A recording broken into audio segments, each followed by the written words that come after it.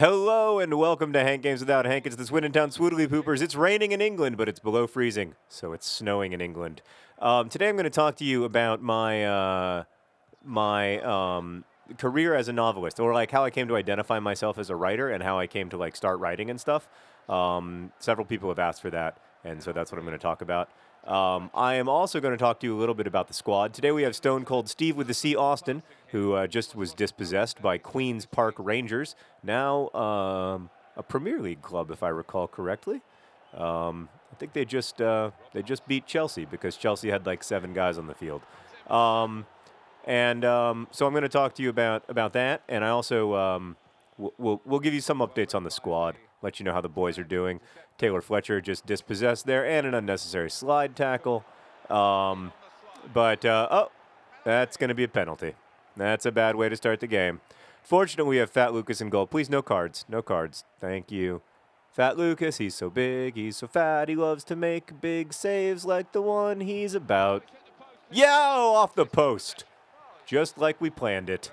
All right, so those of you who have been following Vlog Brothers like hardcore nerd fighters for many years, and let's face it, that's most of you, because who else would watch me play FIFA, will know that I used to write stories when I was a little kid. Like, I've always been writing stories ever since I was very little. Like, I wrote my first book.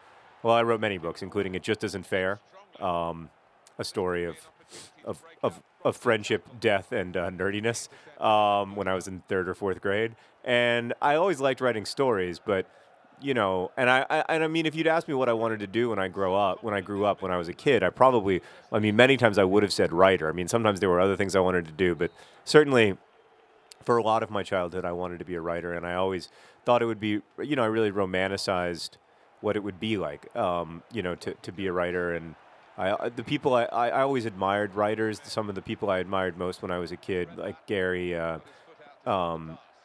Paulson and Judy Blume, and were writers. So it was always something that I wanted to do. But and that became even more the case when I was in high school, when I really started to romanticize writers. Oh, Ball John Green trying to do it himself. He should have just passed to Stone Cold Steve with the C. Austin. I mean, to be frank, it wasn't so much even about loving books or loving stories. It was about loving writing and loving the idea of being a writer. So I loved writers, in particular who struck me as like capital W writers, like Kurt Vonnegut, like guys who smoked cigarettes and, had witty repartee and got to hang out with other cool writers. It wasn't really about books in some ways. It was about that idea of being a writer and getting to hang out with other writers and, going to like the National Book Awards and stuff. That always seemed really cool to me. So anyway, this dream that I had was not enough founded in writing, and I think that's why I think in some ways that was good for me, because I worried about my writing maybe less than I otherwise would have, because I was more interested in like the life of a writer than in necessarily like writing books. That was helpful in some ways, but in other ways it was kind of a disaster. So when I was in high school, I started writing pretty seriously. I started writing, lots of short stories, and some of them were good, some of them were bad. Stone Cold Steve with the C. Austin misses a clear chance at goal. I wrote a couple stories that had a little bit of potential in high school. One was very derivative of Vonnegut, but in a way that was, kind of interesting. And one was a sad story about a boy who's only read one book, and that book is the Bible, and so it had to use, nothing except for biblical language, because he didn't have any other source of language in his life because of the way that he'd been raised. It wasn't well executed, but it was a somewhat interesting idea. I also had tremendous support from my teachers when I was in high school. I mean, not for me generally, but for my writing. So my teachers when I was in high school did not generally feel that I was living up to my potential, because I wasn't, to be fair. Should have hit the Y button there. My mistake. I apologize to my family for not hitting the Y button. Come on in. Get in there. Oh. Oh, that's disappointing. Still 0-0 against QPR.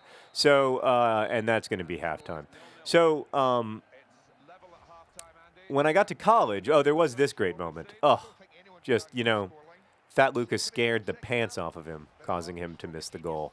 So when I got to college, I went to Kenyon College, and I went there primarily because it had a reputation for being a really good English school and a really good school for writers, and that was still very much what I imagined myself doing and what I wanted to do. By that time I didn't think that I was going to be able to write for a living. I knew that wasn't realistic, but I did dream still of finding ways to write, even though I knew it wasn't going to be my job. And in some ways, I have to say, I still don't think of it as my job, and I still think it's weird to think of writing as your job, because I still don't feel like... Get in that goal! Oh, devastation. I still don't feel like... I do things other than writing, and I still don't feel like a Kurt Vonnegut type of writer, who, lives on Martha's Vineyard or whatever and, does writer stuff. I don't feel like that at all. I feel like, that's not my life. And now, in adulthood, I don't want it to be my life. Finally, a goal. And it's from French La La La La La La La La La Lana. I love that guy. He's so great. He's so wonderful. Look at that. Beautiful finish from French La La La La La La La La La La La La Lana. Great stuff. And the Swindon Town Swoodilypoopers are where they belong, in the lead. Oh no. Oh, Fat Lucas may need you. No, just kidding. I had a slide tackle. In college, I wrote some good stories and some bad stories. In fact, I did not get into the advanced fiction writing class at my school. You had to submit a short story to get into that class, and I did not get in, which was in some ways the toughest rejection I ever dealt with, because I knew that if I wasn't one of the top 12 writers at my little liberal arts school in Ohio, that it was very unlikely I was ever going to be the kind of writer who could get published or make a living. And that was really a painful thing to have to grapple with when you're 19 or 20 years old, to feel like you're, not good enough to be in the, I think there were only 15 applicants to that class, and 12 got in. So it was pretty, that was tough. And that was the moment where I stopped writing for about a year completely. And I just focused on other things, primarily partying. But I stopped drinking. I stopped writing. I didn't stop drinking. That took a while longer. But I stopped writing for about a year and a half.